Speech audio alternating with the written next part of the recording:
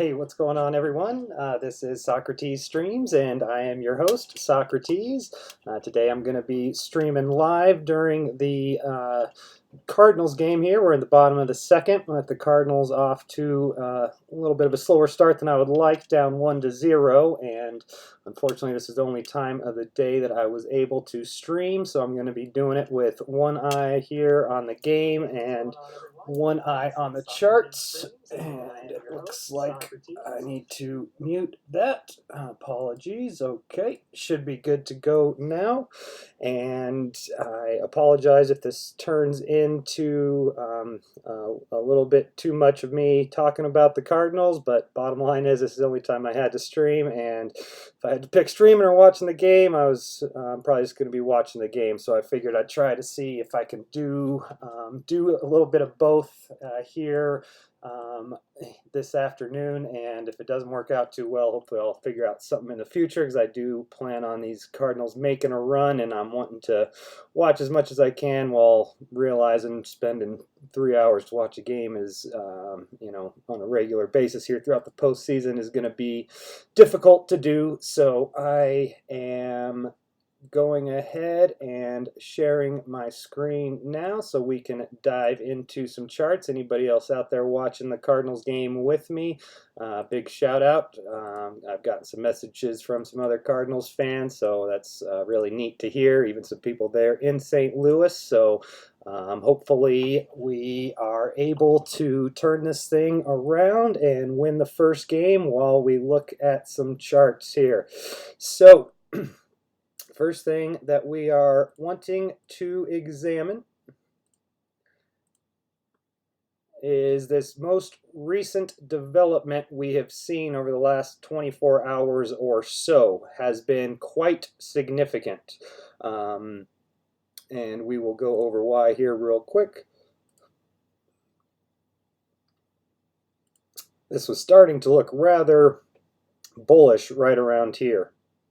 Was really looking like the price was establishing a higher low, which was showing a lot of similarities to an inverse head and shoulders, with kind of two heads, a head here, shoulder here. So as this was developing, I was definitely paying close attention and seeing that we have broken down, instead of confirming this with the close above 84.46, is you know, rather bearish. Whereas if we could have broken through this to the upside, there were a number of things that were making me think we could be ready for a significant bounce, and instead what we see is this 50 EMA on the 4-hour chart really doing its job and acting as resistance. If it's angled down and price is below, we expect that to be resistance, and sure enough, I mean, just perfectly right there, and then didn't even quite get back to it here. Ooh, just threw him out at third. Fucking beautiful. Excuse the language. I get a little excited here. Apologies, but that was absolutely awesome.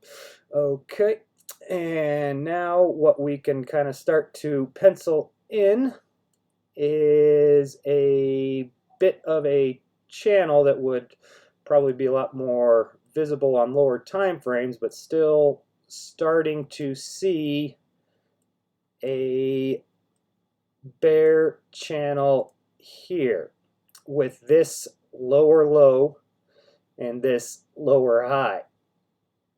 So that will be what I am paying attention to now, and expecting, as it stands right now, since we failed to break through the top of this range, I would expect a return to the bottom of this range right in here. And every time we have returned to retest the bottom of this range, we've created a new low before bouncing back to test the top. So this is definitely a bearish posture to this range. Even though we are ranging, horizontal resistance is holding, but horizontal support is kind of getting eaten away at and getting weaker at every step of the way. And, you know, this is absolutely, on one perspective, just a bit of a run on stops before we get a bounce, but the notice how that's not really happening to the upside. That suggests that supply is much stronger than demand. Supply at the top of the range is stronger than demand at the bottom of the range if we're able to keep piercing below that horizontal support and creating new lows. That's a lot different than up in here where we are really failing to do so, specifically on a closing basis. You could, you know, point to this as being higher than that, but that's not nearly the same as something like down here low, consolidation, new low, and then a bounce up to the top, new low, and then up here. This is still the same test. This is not, you know, you could say it's a higher high from here, but that's much different than what I'm seeing here with these pretty significant lower lows. And this is the horizontal resistance that we aren't closing above. See, we are closing below here, closing below here. A lot different than just wicking.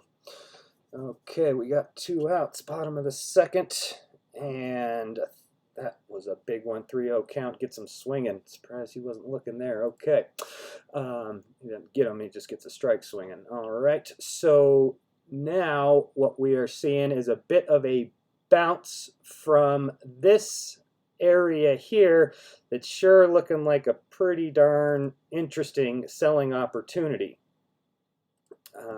Let's see, right in here. There we go. We got out of the inning, it looks like. All right, very nice. So now we move on up to what looks like a significant area of horizontal resistance from 82.21 up to 82.92. So this right here appears like we're going to revisit that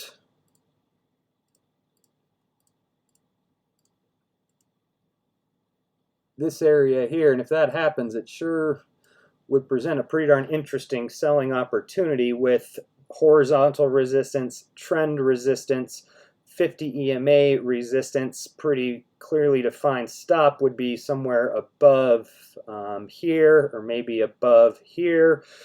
Not necessarily something I'm going to be looking to take myself, because I wouldn't have a entry signaled at this point, but just looking at charts and getting a feel for what's going on here, I do think that if anything, this bounce here is going to be a pretty attractive selling opportunity. Even though I'm not selling, it's something that is good for me to just try to keep my finger on the pulse of the market as much as I can. Right now, it tells me that we are eating away at support and resistance is holding strong, and we've got now a lower low and a lower high, that if we don't create another lower high, now that is telling me that I am, you know, not reading things correctly and potentially need to reevaluate.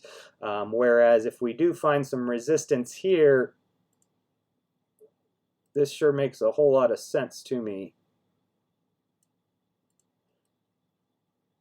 Right in there.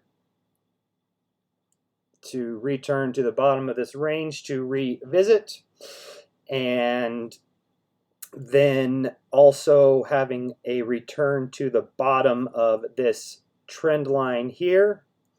So I do think that we are still stuck in a range, but we could be showing signs that we are ready to go ahead and break down and make a move to the you know, bottom of this range. And at that point, you just kind of have to wait and see what happens. If we do create another low, Potentially we could bounce back up, but from there we would watch for prior support to become resistance. If we keep making these lower lows, we're going to have a very hard time maintaining this range. So as it stands right now, things definitely have a bearish tilt with the lower low and the lower high inside of a range that has a bearish tilt with these lower lows inside of it. So a lot has changed on just basically these candles here, because if the bulls were really going to take control and either put in the local bottom right here, or you know, at least get some sort of bounce up out of this horizontal range, I really would have thought that it would have happened here. And when it doesn't, that is very important. So things were really starting to look rather bullish in here with this higher low being developed and a nice 4-hour close here. But when we failed to break through, that tells us that there is significantly more supply than demand. And if that's the case, then we should continue to eat away at support. And the more we eat away at support, the more likely it is to fall down. So let's see, something else that I was looking at yesterday that we will go ahead and pull up now is the brand new Peterbolic SAR. I should probably make that a favorite. So I've been keeping my eye on the 3-day rule as it relates to the daily chart. The Peterbolic SAR is developed based on the 3-day rule that he put together, that he specifically used on the daily chart. That's the first area where I started watching, and it is a really good way to get a feel for you know, when a market is ready for a counter trend move versus when it is still a good time to be holding on to the short that was maybe opened up. If the signal was taken back in here, then you'd be short all the way from 98, 94 or so, and you're wondering, you know, I want to let the trend move in my favor, but I also want to make sure that I'm getting out before it fully reverses, or, you know, too much of my profit disappears on a significant bounce to the upside. And this can be a great way to do that. So I was paying close attention that yesterday we got this setup, which occurs when you close a candle above the candle that created the lowest low in the downtrend. So here, the lowest low in this move came on this candle right here. So we look for a close above the high of that candle right there. And that is when the setup occurs. So yesterday we did get that close above that horizontal, gives us the setup, and instantly got the trigger with the price moving above that candle. And as that was happening, we were still in that,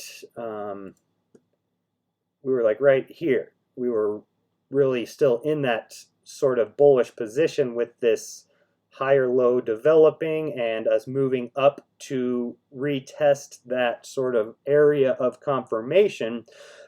As that was occurring, we were getting a buy trigger on the daily parabolic SAR. So this is something that I'm not yet having worked into. High fly ball, deep left field.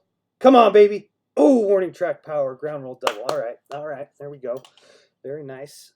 Trying to see how many outs there are. Okay, so, and I'm probably going to lose my train of thought multiple times today, was really seeing some signs that this was ready to make a move to the upside. That 4-hour chart was looking pretty bullish, and then we finally got the setup and the trigger on the Peterbolic SAR, which if I was using that, if I was trading this and using that as my area to exit, absolutely, no reason not to go ahead and take that.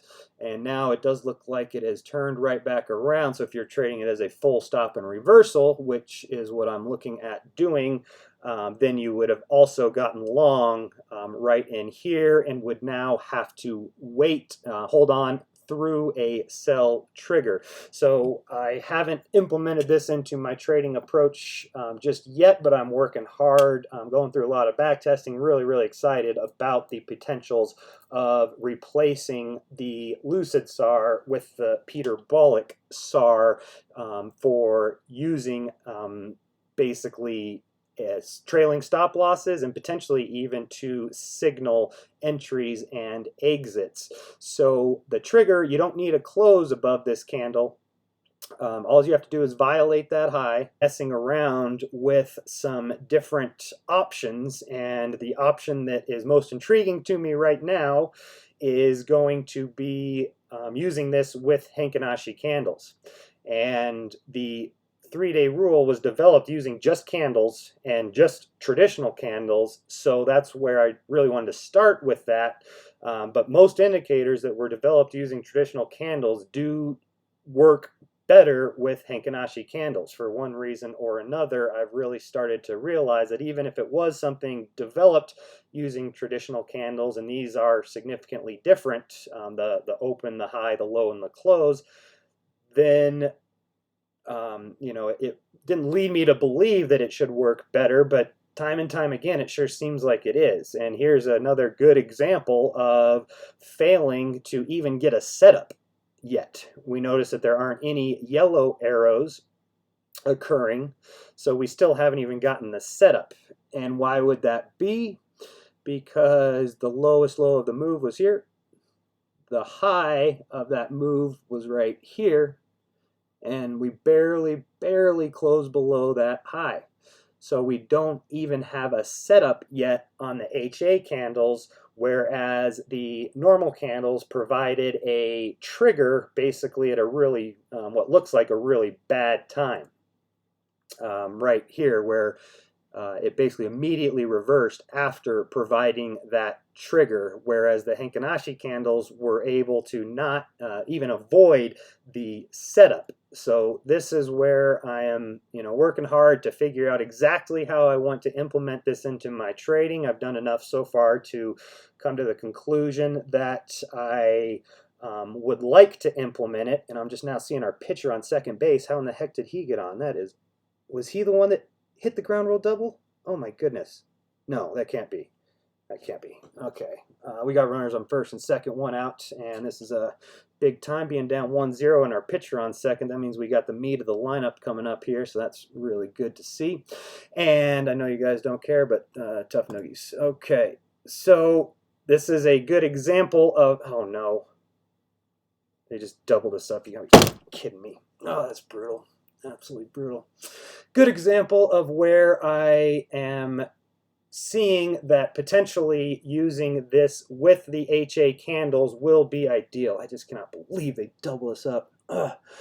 Okay. And I will be continuing to look back through the different signals to get a feel for where the HA candles are working better and where they aren't working better, and then kind of averaging that out in my mind, or at least, getting a real good feel for the pros and cons of using one candle type versus the other with the Peter-Bollick SAR. And here we have a good example of a short signaled at basically the exact same spot, a setup that almost wiped us out. If we would have taken out the high of this candle, we would have gotten stopped out of our short, but notice how that never happened, even though it got really close. Like really close. And then we see here really close to providing the setup, but it doesn't. So that's what I like to see. And it's real interesting that we got the reversal candle on the HA candles, the color flip, and then no setup or trigger. So potentially using the setup and the trigger rules with the HA candles combined with the kind of color flip can really provide a lot of confirmation for when a sort of reversal or counter trend move is going to happen. So a lot of people trading the HA candles, this is very bullish, looking like a reversal. But if you're focused on these rules and seeing how close we were to the setup but not getting it, and now we see that we're already color flipping again after getting this reversal candle with a wick on bottom and a wick on top, and taking out that low. Will be interesting if we close below, but I'm really excited at the potential of using the Peterbolic SAR with the daily HA candles and seeing already how that could add a big edge to trading these HA candles compared to others who may not be using those rules. And it is a pretty unique rule set. I haven't seen it anywhere else other than from Peter Brandt. I haven't heard really many people talk about it at all, even though I've noticed how powerful it can be myself. Okay, so let's go ahead and move over to ETH.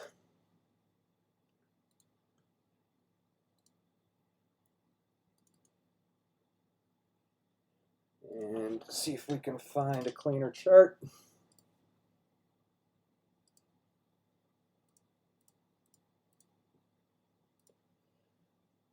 Okay, so the thing about ETH for me has been the sort of parallel channel that was developing as Bitcoin was making lower lows and lower highs. Ethereum started creating higher highs and higher lows. Actually, I said that wrong. Bitcoin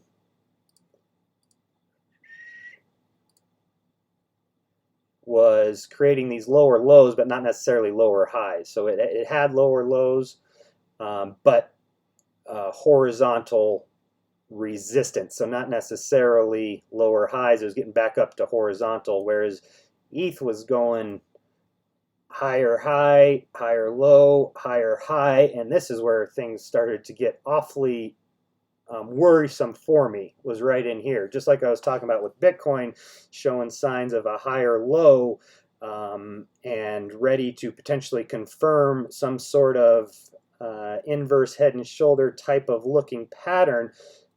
This was starting to show some signs of like a parabola, at least a short-term one. Let's see, I think, would that be here? So I erased that trend line because what I was starting to see yesterday was something like this, because this didn't return to the trend line. So if you have a bullish trend line and price pulls back but finds support above that trend line, like right here, we pull back, but we do not get to this trend line, and then we look like we're breaking out. I mean, we consolidate here, and then we come up here. It looked to me like, okay, we pulled back, and we didn't revisit the bottom of this trend line. Therefore, what I'm generally looking to do is draw in a parabola. And that was definitely starting to worry me, being that I had recently opened a short position on this action right here. If you go back to the show on October 1st, you'll hear me talk about where my orders were lined out and where I got filled and where I didn't get filled. I also had an order up here at 187. So I got a good entry, and then what I did was I entered a partial profit take on the trend line. So I was looking at somewhere in here where I'd set a partial profit take so that I would be able to protect myself if this thing turned against me. Well, what happened was it turned against me before I got to my partial profit takes. That's extra worrisome. Seeing a position turn against you, it causes some, uncomfortable feelings, maybe some anxiety, maybe some fear, or whatever the case may be. When you see this turn against you and creating a pretty darn bullish setup, you are feeling not so bad if you were able to kind of take some profit before that happened, and then you've protected yourself against this moving against you, with the idea that if you do get stopped out with a 50 and 200 crossover, then that's the amount you lose there should roughly be made up for the amount that you made on this little move here. So you kind of protect yourself and get into what you'd expect to be a break even or a very, very small loser if you do lose. So having this pullback not hit my buy orders that I had set to cover part of that position and then turn up in this parabola sort of fashion was not good. But that's again where I can't be overanalyzing and jumping in and out of positions and not sticking to the strategy that if I entered here based on this returning to the 200 EMA or getting very darn close after a death cross with the price too far away, then there's nothing in there that says, well, if it forms a parabola after you enter, then you get out. You know, that's not part of my rules for trading. So I saw this, I felt uncomfortable, and I just had to sit and wait and see what happens. So now what has happened is that I have had part of my position covered. So now I'm feeling much better about things, and I'm also feeling much better due to the lower highs and lower lows that it is starting to create. We could use the wicks. I'll use the close. It's more parallel there. So something like that. And I also like seeing that we're back below this 50. So right here, notice how we got above the 50 and it started turning up. And then when we fell below, it resisted for a little bit, but not long. This was, you know, pretty darn worrisome, where now we're back above the 50 and now it's also turned back up. Right here, notice how the 50 turns back up with the price above. So it's looking pretty ugly, and that's a time where I will definitely use another EMA. I'm usually only using 2 EMAs, and I will often kind of refer this to this system to as like a Consensio derivative, which it is because I developed it after learning Consensio from Tyler. I traded that and traded that and traded that, and then came up with some of my own insights and ideas of how I could improve this. So even though it's a lot different from how Tyler would approach Consensio, it does still have that foundation. And even though I only use 2 EMAs like 90% of the time, because I'm not using this shorter term EMA to signal anything, that's what I noticed, was that there was too much chop when I was using this shorter term EMA to signal stuff. But it can be very powerful for this type of situation. When price gets really close to having that bullish crossover and it fails to do so, that's a significant bearish sign to me. So as we had this close and we've got this 9 EMA really turning up and really threatening to cross, notice how beautiful that worked. Is it didn't cross, and immediately, boom, we move back down below both of them, and then we have continued down. And now the 9 may be turning into a little bit of resistance, and really like seeing how it is spread out. Back in here, it didn't really spread out very much. When there's little spread, there's high probability of chop. When there's big spread, that probability goes down significantly. So to me, I'm seeing something very similar with Bitcoin, in that if we do bounce from here, there's going to be a lot of resistance. We've got this horizontal at 175. We'll be waiting. And then if we do get through that, the top of this trend line will be waiting. So as long as we are creating lower lows and lower highs, I'm feeling pretty darn good. I'm not adding or anything like that, but I am just liking what I'm seeing as somebody who is short this chart. Whatever this chart may be, I'm liking what I'm seeing with this throwback that doesn't even get to the 200. That tells me there's probably a lot of sellers kind of front running, kind of like I was, picking out significant areas of horizontal and using that to sell from 183 up to 187, and that shows significant bearish pressure that we weren't able to return up to there. And then even after there was a lot of support that moved in around 175, it just failed to get back above 182. So now that 175 should be significant resistance. And if we do resist 175 and the 9 EMA before returning to the top of this channel, well, I'd expect the bottom of this channel to break down. If you have a bearish channel that breaks down, a big move is to be expected. Even though this is just a small channel, if we broke it down, I would be definitely expecting us to revisit this territory here in pretty short order. And that is, what I'm expecting. And, again, it just doesn't really matter what I'm expecting.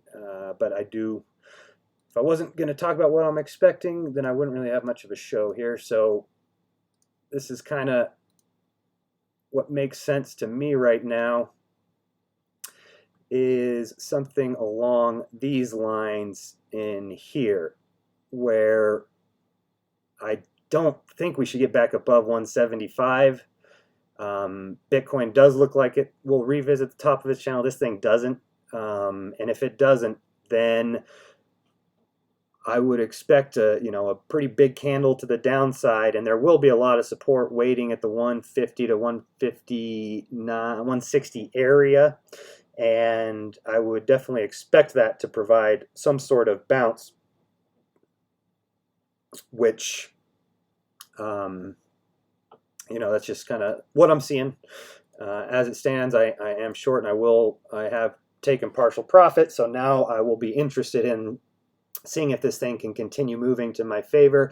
Would make a lot of sense to have an order around 160 for another partial profit take. I'm probably not going to do it because I didn't get my full position filled. My biggest order was up here. As I ladder into positions, I start smaller, medium, and then big. The better the price gets, the more I want to bet, because the better the risk reward. So I had maybe, let's say, like 60% of the order here, 25% here, and 15% here, something like that. Maybe it was 40, maybe 50, 30, 20, something in that range. So a big portion of my position didn't get filled. That being the case, I'm still absolutely going to partial profit take if I get the chance, because I'm not going to be greedy and in that regard. But once I've already partial profit taken once, and I am now in, let's say, like 30 to 40% of X that I wanted to enter, maybe 25 to 35%. I'm interested in letting this thing ride, and I wouldn't be interested in taking more partial profit at 160. If I did get fully filled, I'd probably feel differently. Let's go ahead and look at ETH BTC. Ooh, we got a runner on second, top of fourth, no outs. That's a sweet setup. Come on. All right, and take a quick look at the chat. Okay.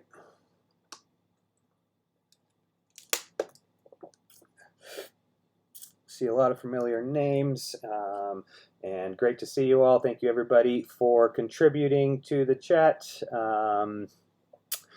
And I will just kind of go ahead and move on. Hard to keep my eye on the chat, the game, and the charts, so keep that in mind.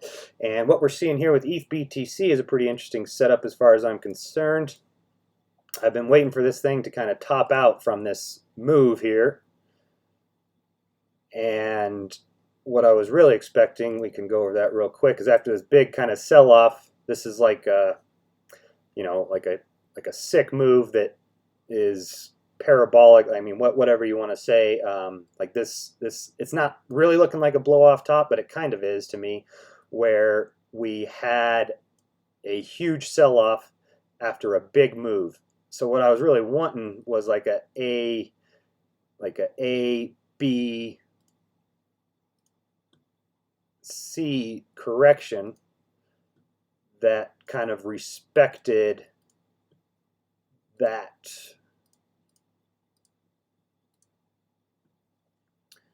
Okay. Now we got runners on first and second. He walked them. Pitcher might be getting a little nervous. We have been hitting them hard, making good contact, but just haven't gotten anything to fall. So this was what I wanted to see. And I thought there was pretty darn good reason for this to happen following this action here with Bitcoin, breaking down. This was just all, I don't care what you want to call it, whether it's manipulation or just FOMO buyers or a combination of both. I think it's a combination of both where maybe some big money traders recognize a good opportunity to,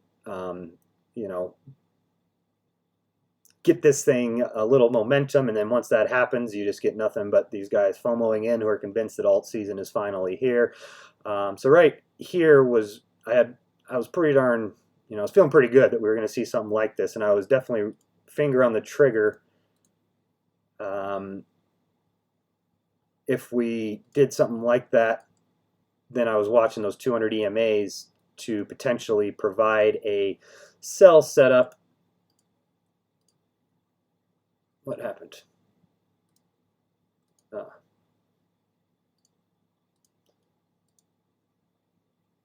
Something along these lines where if this came down, the MAs would have rolled over and potentially would have been able to bounce up and into a death cross. I would have been licking my chops at that, specifically being back below 0.02. But I'm still paying very close attention because when this thing does roll over, I'm going to want to definitely be re-entering my short exposure. And I have been definitely shorting this thing for a while now, and I don't need to get into when and where we started, but it was well above 0.07, so I have been doing well, kind of moving in and out. Oh, not another double play. Oh, that's so painful. That's so painful. Have been doing good swing trading this thing for a while now, letting position move in my favor and then getting out when it's moving against me and then waiting to re-enter on that following signal. 2 times we've had 2 runners on with no or 1 outs, and both they get 2 double plays. That is just fucking sickening.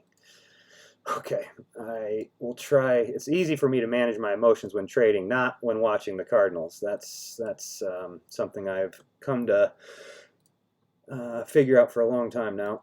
And if anything's going to be a death of me, it might be them. Okay. So pretty sweet head and shoulders here.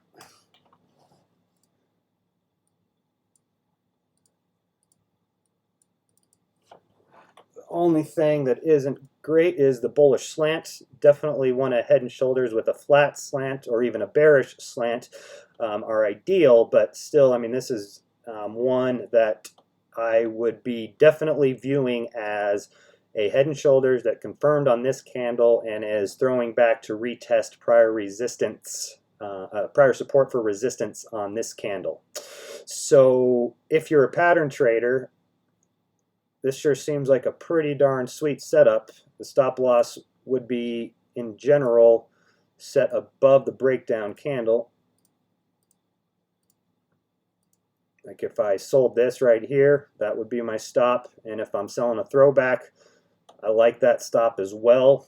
You could go with a more aggressive stop up in here, but I wouldn't be as inclined to do so. I really just like the risk reward of something in here with a stop right here. If this is a head and shoulders that confirmed and isn't a fake out, we should stay below this candle here.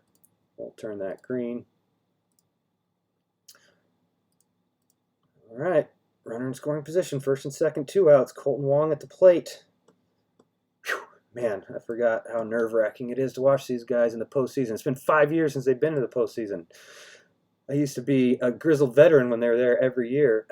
Okay, so this is definitely something that I would be paying close attention to myself.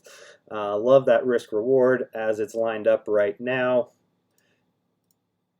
And I am, mostly interested in waiting for this to break down. This is a strong bull trend right here based on how I measure trend on the 4-hour chart. Not only do you have a golden cross, you've got a significant spread, and you've got price finding support from the 50 EMA. So that's how this could definitely turn out to be a trap. Is notice how when we broke down this kind of line here, we found support above the 50 EMA, and we're doing that again. The difference here is that we closed below, and that EMA is almost starting to flatten. It did flatten before this candle. Now it's starting to turn back up. 1 and 2, okay. All right, so that is ETH against BTC. That pattern did confirm, so you can use that to measure a move and make a call,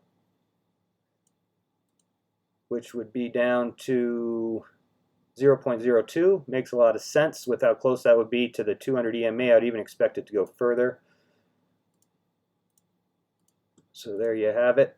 I would be expecting ETH to 0.02 if there's a shot. Come on! No runs again. Still 1-0 Braves. Gosh darn it. Okay, so if I am, entering in this area, definitely would be taking a significant amount of profit, if not like full profit. If you're trading at Head and Shoulders, you should really be taking full profit at the Head and Shoulders target, at least like maybe 80% if you want to let the rest ride. And potentially this is a setup where you have another target down here, so you use the Head and Shoulders to take, a good amount of profit, and then you look to take the rest right here, and then maybe re-enter if we get another bearish pattern or some sort of cross with the moving averages. So okay, I am wondering if there's anything else we need to cover. It is kind of challenging for me to try to bite my tongue when I'm watching the Cardinals here and trying to stream as well. So let's just go ahead. Definitely want to check the Peter Bollock on this guy, see what it's looking like. And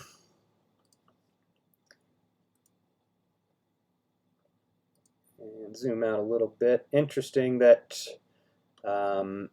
you get a sell trigger very close to where this pattern confirmed. I like seeing that. And I want to look at the daily. Yeah, this is kind of what I was maybe a little bit afraid of, is that this is still on a long from down in here. Looks like got long very close to the bottom, and then slight amount of chop, and then right back in. And now, I mean, this is just looking quite bearish, but we don't quite have that confirmation from the Peter Bollock system that I would definitely like to see. And the reason why this looks quite bearish, I mean, that's a pretty darn textbook double top if you ask me.